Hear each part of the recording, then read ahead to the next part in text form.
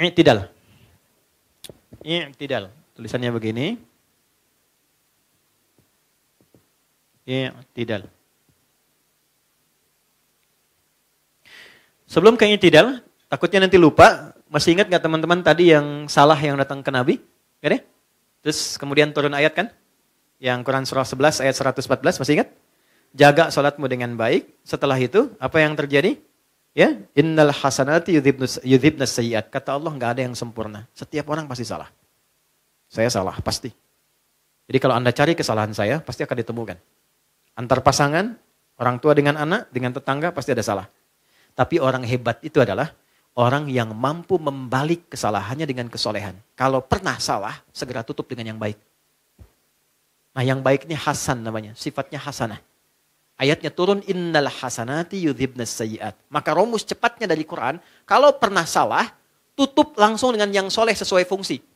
Misal, lisan berkata nggak bagus. Kalau pengen ketidakbaikan ini tidak dikenang sampai ke depan, banyakin berkata yang baik. Nanti yang baik-baiknya muncul, yang kurang baiknya hilang. Pernah disebut misalnya, maaf, dia pernah disebut pemabuk. Tutup yang mabuknya dengan kisah baru yang lebih baik. Yang dermawannya, yang berbaginya, yang doain orangnya. Sehingga orang lupa dengan sifat mabuknya, yang muncul sifat baiknya. Dan ketika yang baik muncul, yang salah itu ternyata menjadi hikmah. Jadi cerita kebaikan. Kan ada orang kalau disebut salah, jadi berita buruk kan? Tapi ada orang yang ketika salahnya diceritakan, jadi kisah inspirasi. Untuk orang lain. Umar itu sebelum masuk Islam, salahnya banyak. Tapi setelah masuk Islam, kesalahan yang dilakukan oleh Umar, itu jadi inspirasi orang lain untuk berubah. Gak pernah orang dengar kisah Umar, yang salahnya, kecuali kesalahan serupa yang dikerjakan oleh orang di masa depan, bisa dirubah menjadi perbuatan yang lebih baik. Itu poinnya. Nah, i'tidal salah satunya. Apa itu i'tidal? Saya minta dengan cepat, tuan rumah aja ya. Mas ya? Jazakallahu khair, pahalanya banyak antum. Insya Allah, kalau ikhlas. Lihat sini baik-baik. I'tidal artinya berdiri tegak. Sempurna. Begini, kebaikan. Yang saya mau perhatikan dua bagian. Satu, bagian tubuh, atas ini, tegak. Jadi nggak miring ke depan, nggak miring ke belakang, nggak condong kanan, condong kiri, tegak. Yang kedua, mohon fokus, posisi kaki. Dia terbuka sejajar dengan bahu. Ini sudah bagus gini. Jadi nggak terlalu rapat begini, sehingga goyah. Nggak terlalu lebar, tapi sejajar dengan bahu. Dan ini dibawa dari sikap awal saat sholat. Jelas? Cuman satu keadaan, kaki ini jadi merapat saat sujud saja. Nanti pas sujud kita bahas. Ini i'tidal, berdiri tegak. Jelas sampai sini? Baik. Sekarang, bagaimana cara berpindahnya dari ruku' ke i'tidal? Izin, ruku' dulu, Mas Baim. Nah, paling gampang, enak, maaf sebelum ruku', berdiri sebentar. Ke kiblat aja langsung ya, ke sini ya. Baik. Silahkan ruku dulu. Baik ya. Ini pertemuan lalu sudah saya sampaikan, ini sangat baik. Sangat baik. Dalam posisi ruku, yang harus dinotis adalah, satu, perhatikan baik-baik, posisi ini lurus. Ya. Kalau bisa, maafkan saya ya, maafkan saya. Angkat sedikit, nah ke bawah, sedikit, nah segini, lurus. Dalam hadis itu sampai-sampai kalau ditaruh bejana di atasnya berisi air, itu tidak goyang. Nah, nggak goyang. Ya, ini sampai akhir ya nanti. Ini gini. Ya, ini begini. Kemudian bagaimana meluruskan ini? Izin ya, maaf.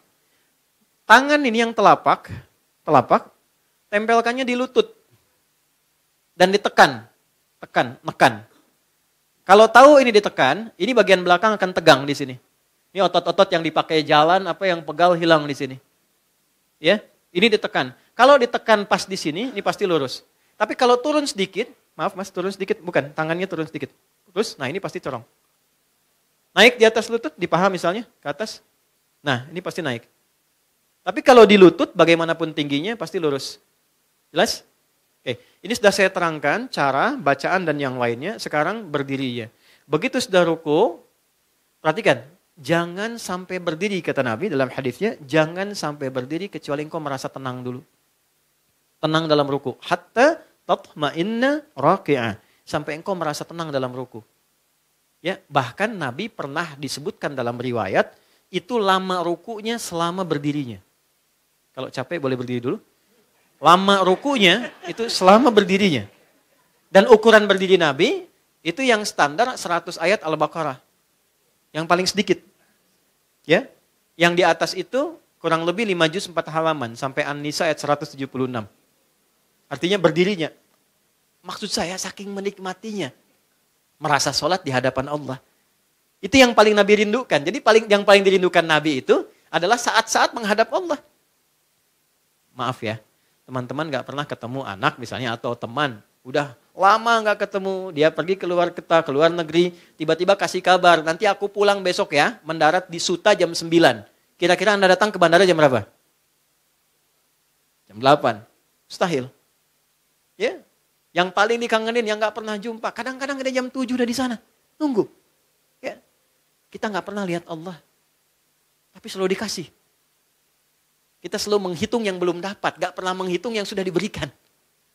Yang sudah ada gak pernah dilihat, sehingga gak merasakan berapa banyak yang dikasih. Sehat, usia, kenyamanan, baru ada masalah sedikit, kacau, padahal ribuan tahun sebelumnya, ribuan masalah sebelumnya sudah Allah selesaikan. Kan? Jadi ketika melihat dengan itu, dan gak pernah lihat Allah, kenapa gak ada rasa kangen? Dan satu-satunya cara kita menghadap Allah dalam sholat. Makanya Nabi mencontohkan saking bahagianya, rukunya itu panjang. Tapi bukan diada-adakan mesti panjang, bukan. Ya, poinnya adalah sampai kamu tenang ruku. Ternyata di pertemuan lalu kita bicara, ruku itu tempat curhat kita. Tempat kita menengadah ke Allah sebelum sujud. Nah, sampai kita curhatkan masalah kita, tenang kita, bacaan sudah keluar, darah mengalir dengan enak, baru naik. Rasakan sampai punya kepasrahan, baru naik. Kalau belum ada kepasrahan, jangan naik. Karena ada hikmah, ada rahasia dalam i'tidal itu. Apa rahasianya? Ketika Anda rukunya benar, ada bacaan yang dibimbing oleh Nabi untuk meminta apapun kepada Allah dalam berdirinya. Dan Allah langsung balas dengan bahasa, apa yang kau minta? Sepenuh langit, sepenuh bumi, atau sepenuh keduanya? Apapun yang kau minta, aku kabulkan sekarang sepanjang itu kebutuhan dunia dan akhiratmu. Makanya rumusnya dalam sholat, sepanjang Anda tunduk, Allah pasti angkat. Tapi kalau Anda selalu mengangkat diri, Allah pasti rendahkan Anda. Ya, kalau kita merendah, Allah tinggikan. Kalau kita meninggi, Allah rendahkan. Anda punya kedudukan, sombong, meninggikan, Allah pasti rendahkan. Walaupun kuasanya tinggi, tapi orang lain pasti akan mencela. Sombong tuh. Ya kan? Punya harta, arogan, pasti direndahkan. Tapi ketika Anda membawa sifat rendah, tawadhu, ya kan? Rendah hati, turun, itu Allah angkat. Viralnya yang baik-baik, yang bagus-bagus, yang mulia-mulia. Itulah spiritnya ruku. Begitu kita merendahkan diri, tenang diri kita, pasrah sama Allah, diangkat oleh Allah. Dan diangkatnya dalam keadaan seimbang. Seimbang itu yang tidak tegak, sempurna. Sempurna dirinya, sempurna jiwanya, sempurna ketenangannya, dan sempurna jawaban doa yang Allah berikan kepadanya. Makanya ketika kemudian kita bangun, kita katakan, dan kalimatnya tidak sama dengan semua gerakan perpindahan. Mas Baim dari berdiri, mau ke ruku, baca apa? Allahu Akbar. Dari i'tidal ke sujud, baca apa? Allahu Akbar. I'tidal berdiri ke sujud. Allahu Akbar kan? Bangkit dari sujud apa? Allahu Akbar. Duduk di antara dua sujud, ke sujud baca apa? Allahu Akbar. Cuman satu bacaan, dari ruku ke i'tidal, bacaannya beda. Sami'allahu liman hamidah. Ya Allah, Engkau pasti dengar curhat aku tadi dalam rukuku. Ya Allah, Engkau dengar pasti pujianku yang aku berikan padamu dalam rukuku. Aku sudah merendah seperti apa yang Kau perintahkan. Aku memujimu seperti apa yang telah Engkau perintahkan. Aku curhatkan diriku, pasrahkan seperti apa yang Kau perintahkan. Dan pasti Engkau akan mendengar apa yang aku akan mohonkan. Kalau dengan aku sampai tegak berdiri seperti apa yang Kau mintakan belum Kau kabulkan, tunjukkan dengan cara apa lagi aku mesti memohon kepadamu. Maka ketika kita mengatakan, Sami'allahu liman hamidah, Rabbana, kenapa pakai Rabb? Rabb itu adalah nama perjanjian dari Allah pada dirinya untuk mengabulkan apapun yang kita minta dalam kebutuhan hidup kita. Itu ada di Quran surah ke-7 ayat 172. Quran surah 7 ayat 172. Wa idh akhadha rabbuka, pakai Rabb, bukan Allah di situ. Kalau Allah nama Tuhan. Selain itu nama sifat bagi Tuhan. Wa idh akhadha rabbuka, dan ketika Rabbmu mengambil perjanjian denganmu sebelum dilahirkan. Usia 4 bulan kandungan. Ya. Ini kalau sudah 4 bulan, 5 bulan, 4 bulan ke atas itu sudah ada roh tertanam. Yang sedang mengandung, kalau kandungan di atas 4 bulan, 4 bulan ke atas, sudah ada rohnya. Izin sebelum mungkin saya lupa, doanya nanti ada khusus ya. Saya ajarkan Quran surah 7 di ayat 189. Kalau ada istrinya sedang mengandung misalnya, dan kandungan di atas 4 bulan, misalnya 5 bulan atau seterusnya, banyak-banyak baca Quran surah 7 ayat 189. Ujungnya aja. Ujungnya cukup. Akhir ayatnya. Maaf ya, saya lompat sedikit dulu. Falamma taghasyaha hamalat hamdan khafifa famarrat bih. Falamma athqalat, langsung ke situ, da'awallaha rabbahuma la in ataitana salihah lanakunanna minasyakirin. Istri itu kalau mengandung dari kandungan lemah, ringan sampai yang berat, maka suami harus lebih banyak perhatian, kata Allah. Karena enggak mudah dalam mengandung itu. Itu bahasanya gitu, falamma athqalat, suami berikan perhatian lebih. Miring kanan susah, kiri susah, berat. Selalu hadirkan kebahagiaan dan keceriaan. Sehingga berpengaruh pada janinnya. Itu bahasa Quran. Dampingi istrimu dalam berdoa. Apa doanya? Lihat ujung ayatnya. La in ataitana salihah lanakunanna minasyakirin. Itu bahasa Qurannya. Bahasa kitanya, ya Allah, mohon ganti rasa sakit yang dirasakan oleh istriku dalam mengandung dengan lahirnya anak yang soleh, ya Allah. Boleh dengan bahasa kita? Boleh. Itu perbanyak sama orang tua, calon orang tuanya. Suami dan istrinya. Perbanyak. Minta anak soleh itu sejak dalam kandungan. Ya. Jadi kalaupun nama suaminya soleh, ibunya solehah, nggak baca ini, ya nggak dapet. Ya. Oke ya. Nah, ini poinnya. Nah balik ke sini, ayat 172-nya. Wa idh akhadha rabbuka, ketika roh ditiupkan, usia 4 bulan kandungan. Min bani Adam min zuhurihim dzurriyyatahum wa asyhadahum. Terjadilah komitmen dengan Allah, komitmen syahadat namanya. Perhatikan syahadatnya. Alastu bi rabbikum. Jawabnya, qalu bala syahidna. Ini yang menjadikan semua yang terlahir dari rahim perempuan manapun dia suci dan bersih dengan fitrah. Karena bersyahadat.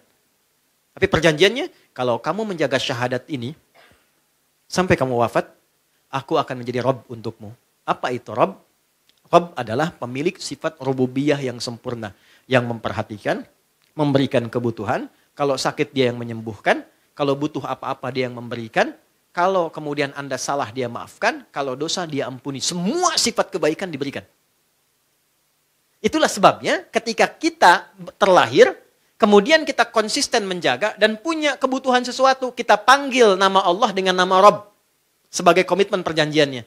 Makanya kenapa doa banyaknya pakai Rabb. Rabbana zolamna anfusana. Rabbana atina fid dunya hasanah. Rabbana la tu'akhidna in nasina au akhtana. Rabbighfirli wali walidai. Kenapa pakai Rabb?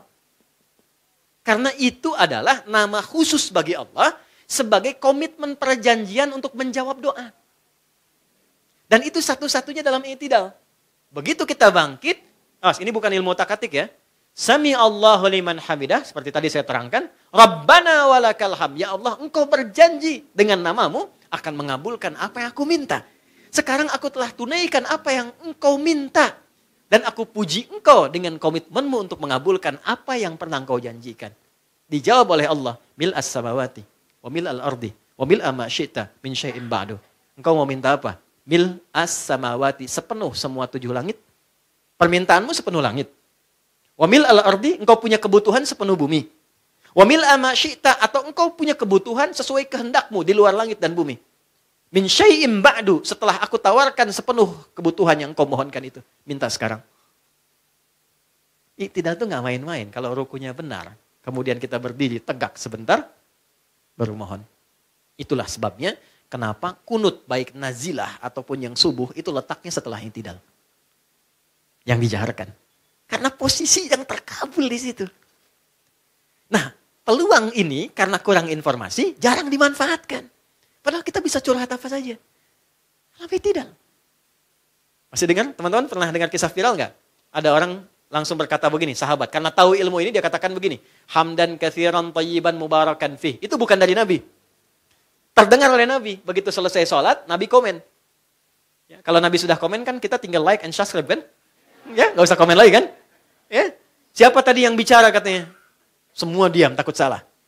Begitu Nabi sampaikan, tadi waktu bacaan itu diutarakan, aku melihat banyak malaikat turun berebut untuk mencatat bacaan itu. Hamdan katsiran thayyiban mubarakan fi. Dia minta, ya Allah, aku memujimu, aku hanya minta yang terbaik menurut ridhamu, yang banyak kasih ya Allah, yang diberkahi dalam permintaan itu. Pintar tuh orang tuh. Hamdan katsiran thayyiban mubarakan fi. Allah, Engkau perintahkan aku muji dan minta, aku puji dan aku pinta. Aku muji kepadamu dengan banyak, mohon aku kasih yang banyak dan berkah. Kalau ilmu, ilmu yang banyak dan berkah. Kalau harta, harta yang banyak dan berkah. Itu kan? Kalau anak, anak yang banyak dan berkah. Kalau istri cukup satu dan berkah. Oke, baik. Lihat sini baik-baik. Bisa dipahami gak? Tapi awalnya dari ruku. Pertanyaan saya, berapa banyak orang sholat yang memanfaatkan momentum ini untuk berdoa? Itulah sebabnya dalam doa kunut yang dijaharkan posisinya ba'da i'tidal. Setelah mengatakan itu baru disampaikan, Allahumma hadina fiman, ya Allah berikan aku hidayah. Dan tempatkan aku di tempat orang-orang yang mendapat hidayah. Kalau bekerja, teman-temanku dapat hidayah. Di rumah tangga, keluargaku dapat hidayah. Wa'afina fiman, sehatkan aku dan tempatkan aku di tempat orang-orang sehat. Watawallana fiman, palingkan aku dari segala hal yang tidak engkau sukai dan tempatkan aku di tempat orang-orang yang engkau sukai. Wabarik lana fima, berkahi ya Allah pada setiap pemberian yang kau titipkan kepadaku. Waqina syarrama, jauhkan ya Allah dari berbagai keburukan yang mungkin tampak dalam kehidupan. Sudah. Minta turun. Berapa banyak di antara kita yang sholat memanfaatkan momentum ini? Tapi tidak sedikit yang berdoa tidak terkabul karena rukunya tidak sempurna. Maka sempurnakan ruku, manfaatkan i'tidal. Orang-orang yang selalu merendah, ini filosofi terakhir yang mau saya sampaikan. Sekarang tarik ini ke semua profesi kita. Perempuan, perannya adalah anak, istri, ibu, nenek, dan seterusnya. Sebagai saudari, sebagai teman, dan sebagainya. Coba rukunya jangan cuma ritual. Saya ulangi, rukunya jangan hanya ritual. Kalau sampai ritual, itu baru fikih. Sedangkan dalam praktek ritual, itu ada hikmah. Ada 5. Al-Baqarah ayat 151. Kama arsalna fikum rasulan minkum yatlu alaikum ayatina 1. Wa yuzakkikum 2.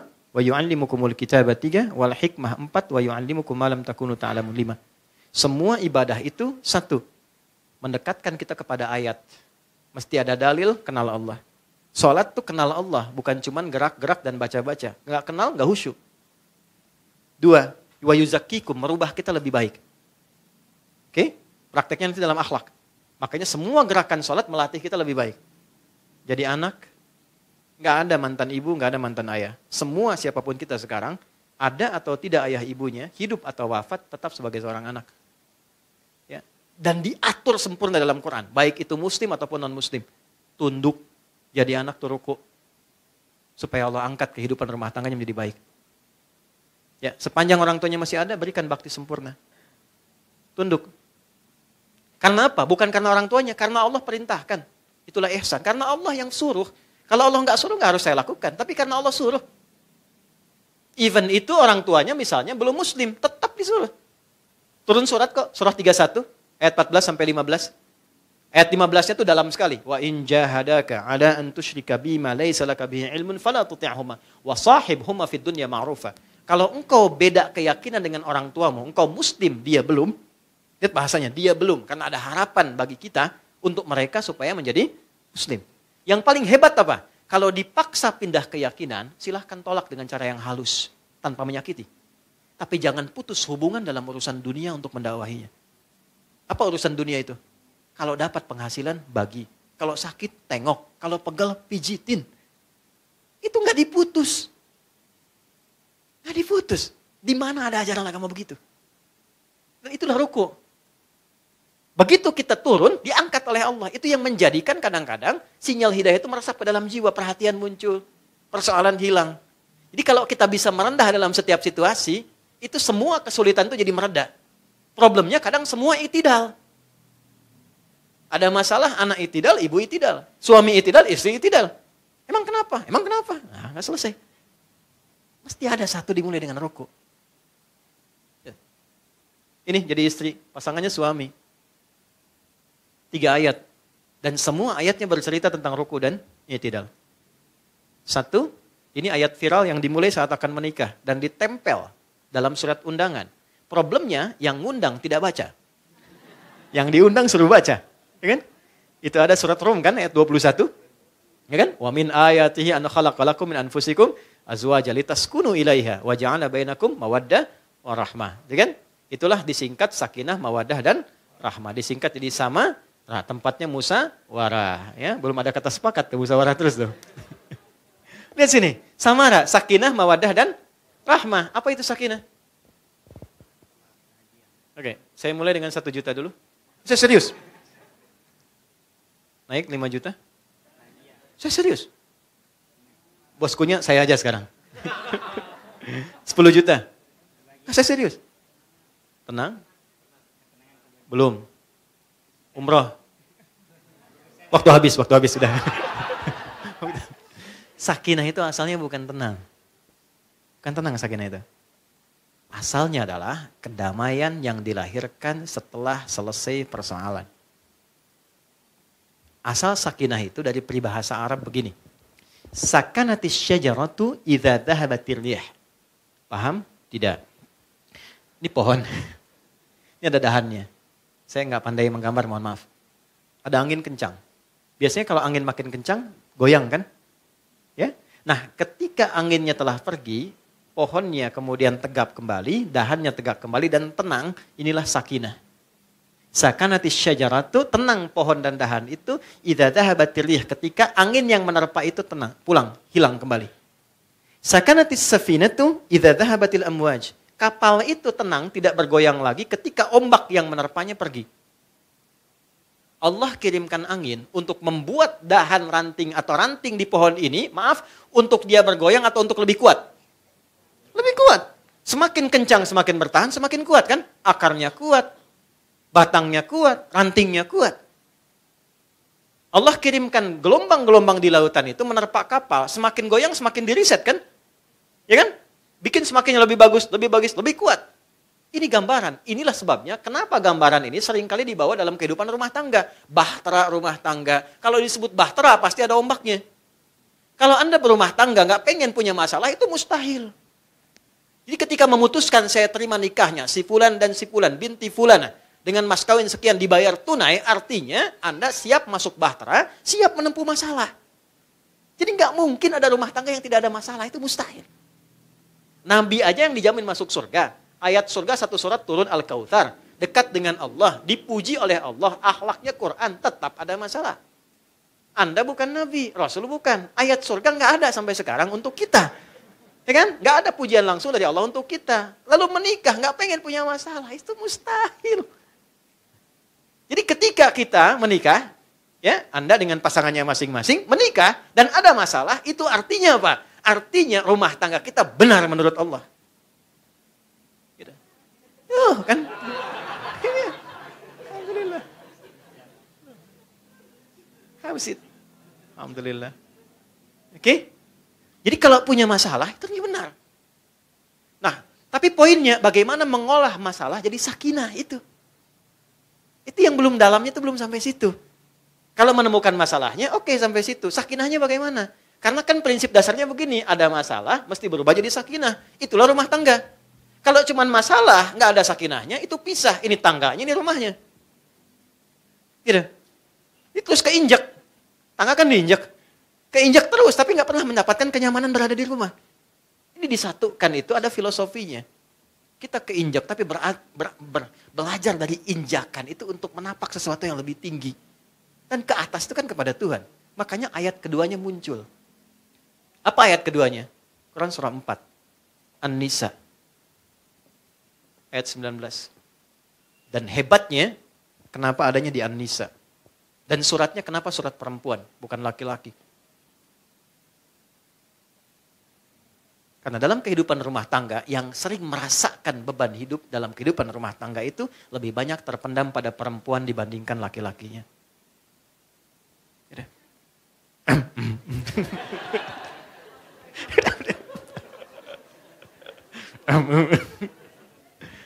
Tapi ada seninya, Di sini sikapnya ada. Tapi dahsyatnya di surat ini, perannya dibagi sama oleh Allah laki-laki dan perempuannya. Cuman dijelaskan. Karena kenapa? Itulah sebabnya disebut nisa. Dari kata nasa kan. Laki-laki tidak. Rajul, jamaknya rijal. Dari kata rijlun, kaki. Kaki itu menopang. Suami itu topangan, kuat, kokoh. Senangnya beraktivitas. Wajar. Jadi kalau nemukan suami giat, beraktivitas, senang, itu suami. Wajar. Ya, dan berwibawa. Ya, tidak gemulai. Makanya rajul, rijal. Ya, berwibawa, tegap. Ya, Anda bayang lah kalau saya buka dengan kalimat jamaah gitu kan atau semua ya kan beda rasanya. Ya. Jangan kebayang apa-apa ya ini ke saya gitu kan. Lain kan rasanya tegap. Sempurna, baik. Ya, itu rajul, jamaknya rijal. Jadi kalaupun kumpul, kumpulnya seputar itu aja. Ngobrolin bisnis, ngobrolin gimana lari, gimana basket, gimana ini, itu aja, itu laki-laki. Perempuan tidak. Nama perempuan itu mar'ah kalau sendirian. Mar'atun, gini. Sama kayak cermin, mir'ah. Cuman beda harokat. Ya. Mar'ah, mir'ah. Cuman beda harokat. Tapi kayak cermin. Makanya seringkali perempuan lekat dengan cermin kan? Ya kan? Mau kesini ngaca, dandan kan? Turun lihat spion. Sini lagi lihat lagi kan? Biasa itu normal, normal. Tapi mar'ah itu punya 3 makna. 1, yang senang tampil indah. Kayak lekat dengan cermin. Berangkat, dandan, kadang pakai seragam dan sebagainya gitu kan. Biasa, normal. Pulang, saya mau berangkat, baju sedikit terlipat, diberhentikan. Gitu kan? Antum boleh mayor, misalnya di TNI, ataupun Polri, tapi tetap istri itu letkol tituler kan. Paling tinggi, berhenti, rapikan dulu. Karena ingin keindahan. Rapi. Makanya aneh kalau perempuan gak senang tampil indah itu aneh. Ya. 2, senang tampil terhormat. Yuk, kalau ngumpul cerita ibu-ibu gak mau kalah kan. Karena harus naik terus kan. Itu biasa itu. Memang biasa. Anak saya ikut les. Oh anak saya juga. Padahal belum kan. Ya. 3, mar'ah itu seperti mir'ah. Punya nilai rasa yang tinggi. Jadi di perasaannya. Bukan di pikirannya. Laki-laki keluar pikirin selesai hilang, perempuan nyampe ke sini. Makanya diibaratkan oleh dalam bahasa Arab al-mar'atu kal mir'ah. Perempuan seperti cermin. Cermin dipakai bercermin. Kalau saya lempar dengan batu pecah kan? Bisa nggak disusun kembali? Jangan salah, bisa. Dia bisa disusun kembali, tapi sulit memantulkan bayangan yang sempurna. Nah, sifat perempuan sama seperti cermin. Kalau dia terlukai, cepat memaafkan, tapi sulit melupakan apa yang telah dilakukan. Asik, wah bikin saja. Itu betul. Kok ada asiknya, ada asik. Ya, dia bisa memaafkan tapi sulit melupakan apa yang dialami. Makanya ketika disusun itu yang lain muncul lagi. Yang kejadian sekarang, tapi masalah listrik yang 17 tahun yang lalu muncul lagi. Kamu dulu juga kan begitu, kan padahal masalahnya yang sekarang. Karena yang dipendam. Tapi yang saya bahas bukan itu, yang saya bahas itu kalau sendirian, dia kalau banyakan menjadi nisa. Makanya nisa itu bukan surat perempuan. Bukan surat wanita. An-nisa itu perempuan-perempuan. Dari kata nasa. Nasa itu yang gemar mencurahkan apa yang dirasakan. Maksudnya perempuan sependiam apapun itu kalau kumpul ketemu temannya suka cerita. Ya, dan kadang yang diceritakan apa yang seharusnya ditutupi, yang gak boleh dibuka. Itu problemnya. Makanya di ayat 34 diminta hati-hati kalau cerita. Jangan sampai ngungkap apa yang harusnya ditutup. Khususnya tentang suami dan keluarga. Kecuali ingin konsultasi pada orang yang dipercaya. Itu poinnya. Apa kabar ukhti? Udah ukhti tuh. Alhamdulillah baik. Masya Allah. Sehatnya sehat. Bisnis gimana? Lancar. Suami gimana? Di situ masalahnya. Ya sebab istri itu akan selalu melekat apapun yang ada pada suami. Tidak sebaliknya. Ya kan? Akan melekat. Suami RT, istri ibu, suami bupati, ibu bupati. Istri RT, nggak ada bapak RT. Selalu sini. Jadi selalu ikut, selalu terbawa. Nah, turunnya ayat 19 ini adalah poin yang sangat luar biasa. Ya. Apa poinnya? Kita lihat dulu setelah pesan-pesan berikut. Kita lihat apakah dibalik atau dihapus nih. Balik Ustaz. Jazakallah khair, alhamdulillah. Biar fokus. Ya, mohon izin. Izin Bang. Kasih. Masya Allah. Luar biasa. Alhamdulillah. Silahkan kembali. Jazakallah khair. Kasih banyak. Gimana mengolah masalah jadi sakinah? Ini poinnya. Quran surah 4 ayat 19. Hebatnya ayatnya di perempuan, surah An-Nisa, karena sering memendam rasa sehingga masalah ini terus terpendam dan tidak mudah mendapatkan sakinahnya. Maka ketika sakinah ini didapatkan, muncullah kemudian pernyataan dalam Al-Quran. 1. Ya ayyuhalladzina amanu. Duhai pasangan suami istri yang masih merasa punya iman. Imannya dipertaruhkan. Dan latihannya nanti dalam sholat. Makanya nanti ada bab suami jadi imam, istri jadi makmum berdua sholat. Nanti di akhir saya tutup dengan itu. Ya. Hei suami dan istri yang masih merasa punya iman. Mohon maaf di terjemahan tuh dibatasi laki-laki itu kurang tepat. Karena ayat ini untuk keduanya. Kalau ada ayat Quran dibuka dengan iman, artinya perintah yang ada di ayat itu mempertaruhkan keimanan kita. Kalau bertindak benar imannya kuat, kalau menyalahi imannya bermasalah. Perhatikan. La yahillu lakum antarithun nisa'a karha. Jangan wariskan sikap kurang baikmu pada pasanganmu. Allah sudah kasih bocoran sebelum menikah. Bahwa setelah menikah itu, maaf dengan kalimat ini, tidak seindah dan sesempurna seperti yang tergambar sebelum menikah. Kita sudah paham semua lah. Kalau sebelum menikah, yang paling sempurna kan pasangan. Yang paling ganteng dia, yang paling cantik dia, yang paling sempurna dia, segalanya. Tapi Allah kasih bocoran sebelumnya. Nanti sebelum menikah seperti itu, setelah menikah akan tampak karakter-karakter dan perilaku yang tidak terbayang sebelumnya. Maka rem pertama yang Allah sampaikan, hei suami, hei istri. Aku tahu tidak ada yang sempurna di antara kalian berdua. Tapi jangan wariskan karakter kurang baikmu pada pasanganmu. Tuh. Kalau istri terlampau cerewet, tahan cerewetnya. Terutama pada pasangannya. Kalau suami terlampau keras, tahan kerasnya. Hadirkan yang lembutnya pada pasangannya. Karena aku tahu kata Allah, tidak ada yang sempurna. Tapi ini yang paling indah declare-nya. Ini yang paling indah. Ya, lihat ujung ayatnya. Fa in karihtumuhunna fa'asa an takrahu syai'a wa yaj'alallahu fihi khairan katsira. Tapi kalau ternyata tampak itu dalam pasanganmu, lihat, jangan marah. Itu dulu.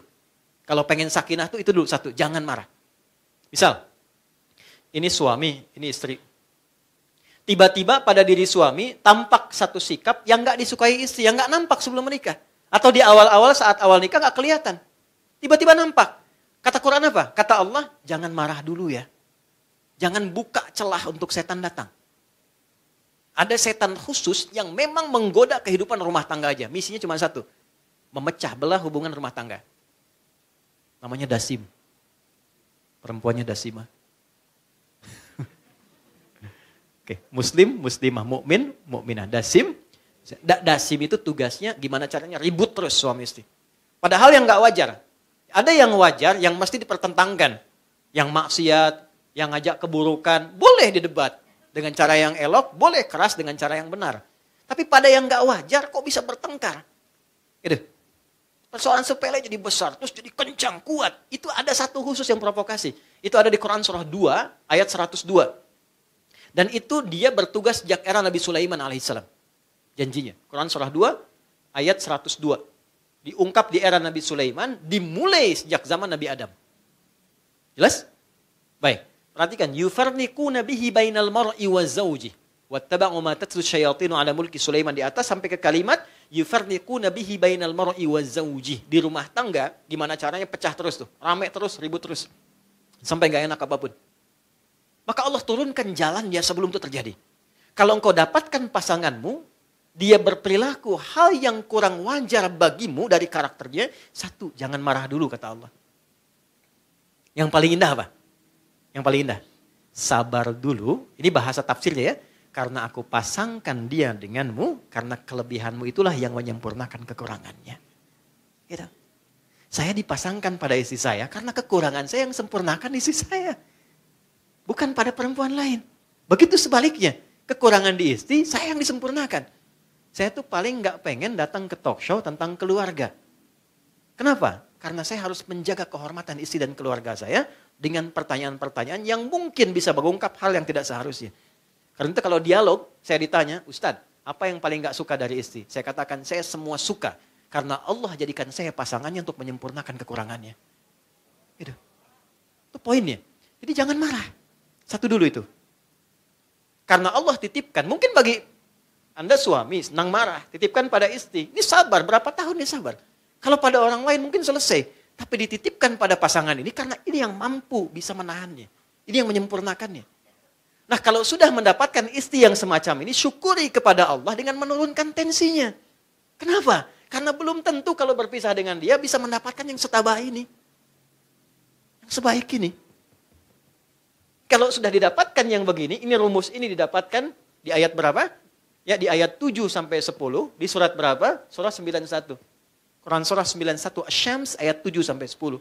Wa nafsi wa ma sawwaha fa'alhamaha fujuraha wa taqwaha. Qad aflaha man zakkaha wa qad khaba man. Dalam diri manusia itu cuma punya dua kecenderungan.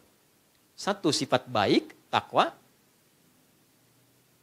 Dua sifat kurang baik yang salahnya, fujur, nafsunya. Nafsu. Ini selalu ada. Jadi kalau di sini ada sabar, di sini pasti ada marah. Di sini ada jujur, di takwa, di sini pasti ada dusta. Anda mau katakan tidak ada dusta di antara kita, ya, tapi dustanya tetap ada. Jelas? Ya, kalau di sini ada rendah hati, di sini pasti ada sombong. Nah, caranya bagaimana mengolahnya? Perhatikan baik-baik. Saya ambil bagian pertama saja, sabar dan marah. Perhatikan kalimatnya. Qad aflaha man zakkaha. Sungguh bahagia orang yang mampu mengolah, menyuci keadaan jiwanya ini sehingga melahirkan sifat baiknya. Oke, masih belum kita tangkap kalau sampai situ. Kasih permisalan. Teman-teman, ibu, teman-teman, kalau nyuci, dibuang bajunya atau kotorannya? Kotorannya. Nggak mungkin, saya nyuci, buang bajunya. Nyuci, buang bajunya. Pasti kotorannya kan? Baik, nyuci, itu pada yang kotor, pada yang bersih. Pasti pada yang kotor. Yang bersih nggak akan dicuci. Jadi Allah ciptakan kotoran itu bukan ingin membuat baju kotor. Tapi ingin menampakkan kebersihannya. Sebab kalau nggak ada yang kotor, nggak kelihatan bersihnya. Sama persis, Allah ciptakan marah. Bukan ingin menjadikan suami pemarah, bukan. Tapi ingin menampilkan kesabaran dalam istri karena ada masalah di depan yang butuh kesabaran meningkat lagi. Jadi kalau menemukan suami marah, cepat cari lawannya. Sabar. Suami datang marah, istri sabar. Jangan tambah marah. Ya, datang marah-marah, ya tenang aja dulu. Kamu kenapa diam? Harusnya bagaimana, Mas? Kan? Nah, nanti lama-lama sadar, maafkan saya. Iya, sebelum minta udah saya maafkan. Enak begitu. Kamu kenapa? Emang kenapa? Maksudnya, tidak semua kan? Ya kan? Oke. Cari lawan. Ini prinsipnya begini, cari lawan. Di sini ada cemberut, lawannya apa? Senyum. Jadi ketika suami pulang menemukan istri cemberut. Diam aja, istri datang. Lihat. Cemberut, suami datang, cari lawannya. Apa lawan cemberut? Senyum. Sayang, kayaknya kenal. Udah habis itu, nih iPhone 15. Oh senyum lagi tuh. Nah, itu teorinya mudah. Prakteknya tidak semudah yang disampaikan. Gak, betul, Ustadz juga sama. Saya serius.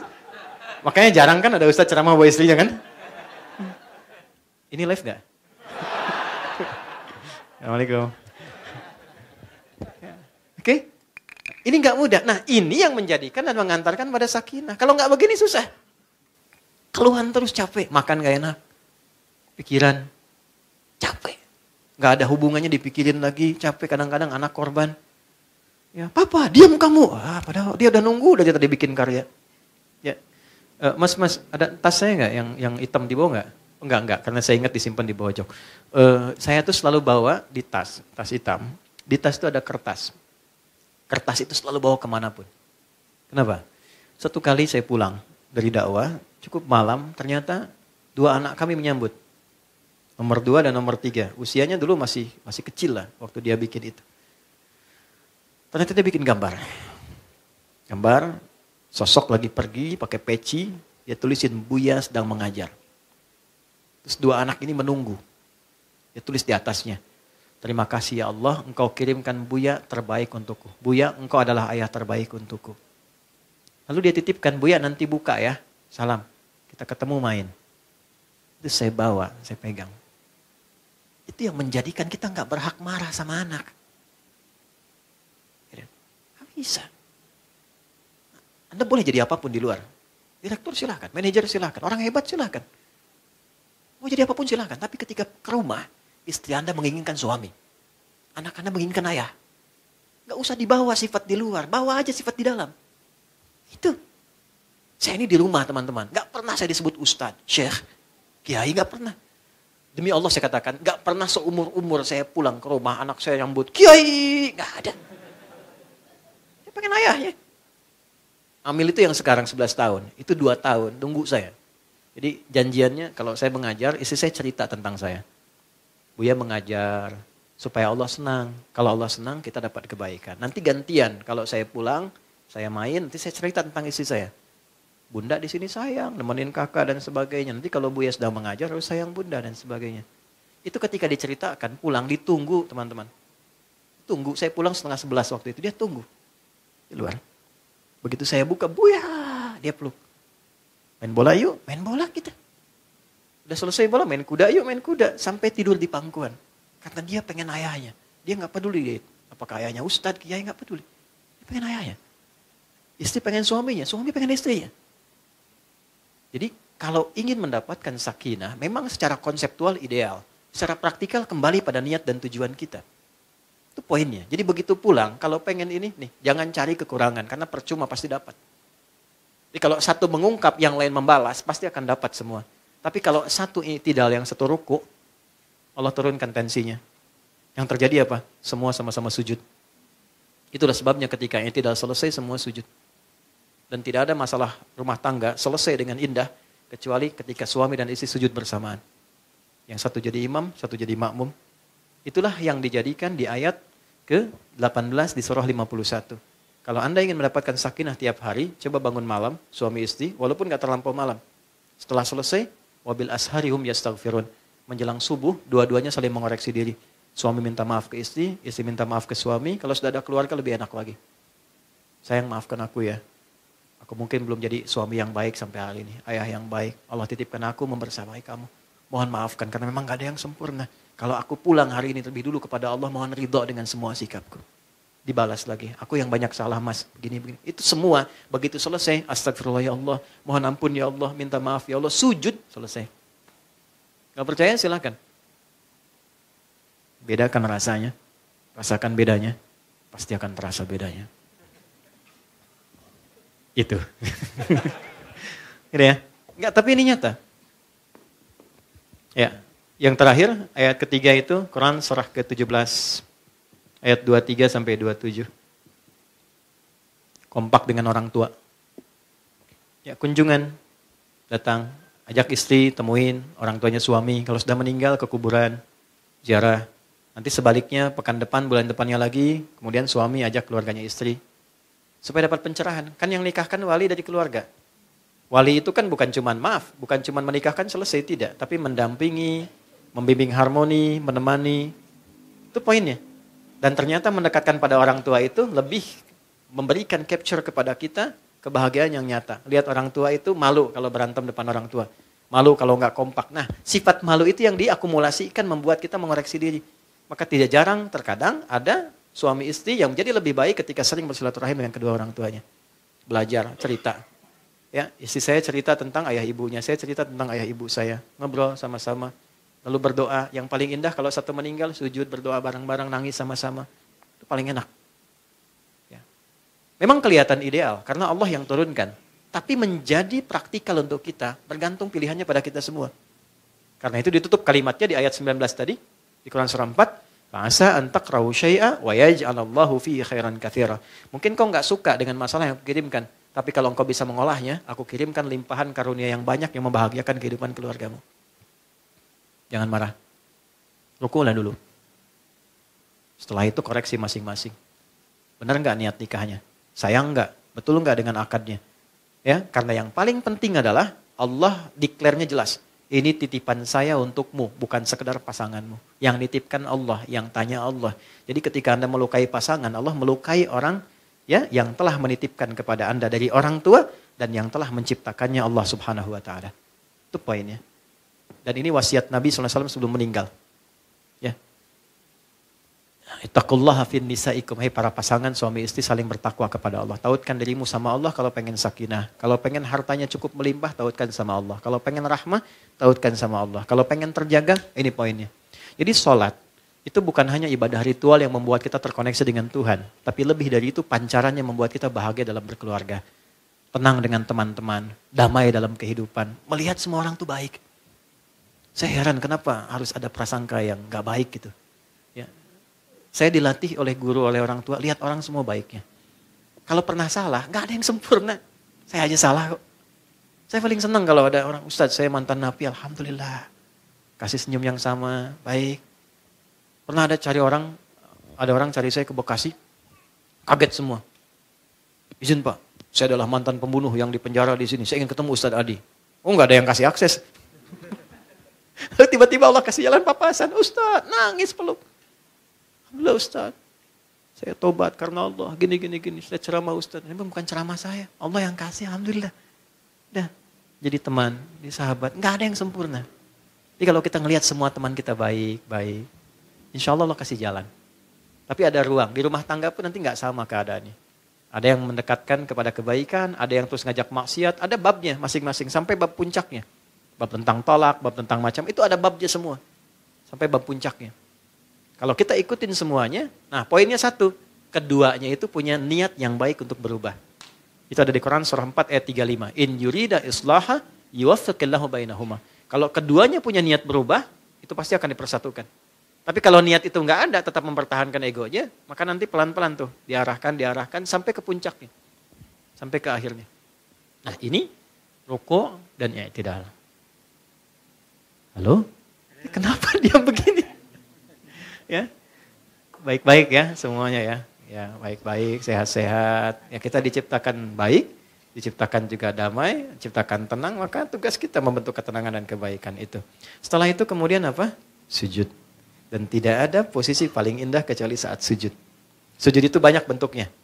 Sujud ibadah, sujud syukur, sujud tilawah. Kalau baca Quran ketemu ayat sajadah kan? Sujudnya apa? Oke, kalau kita punya harta, kemudian dapat tambahan promosi jabatan, ada sunnah sujud kan? Ya, i'malu ala Dawuda syukra. Ya, hei keluarga Daud syukur sujud mereka karena diangkat jadi raja, dapat jabatan dan sebagainya. Ada sunnahnya. Ya, begitu dapat sesuatu, sujud itu ada sunnahnya. Jadi begitu merendah Allah angkat lagi. Misal dapat proyek bagus gitu kan, sujud tuh. Itu Allah angkat lagi. Itu dipopulerkan di kalangan para ulama. Muhammad Salah kalau golin sujud ya. Kan? Terus yang lain itu walaupun dilatih begitu mungkin belum tahu. Tapi secara hikmah itu ketika kita merendah Allah ngangkat. Ketika kita meninggi Allah rendahkan. Sudah rumus. Ya, maka dari itu kita akan bahas ada berapa anggota sujud. Bagaimana caranya sujud. Apa bacaan saat sujud. Dan apa rahasia dalam sujud. Itu akan kita ulas dalam episode yang berikutnya insya Allah.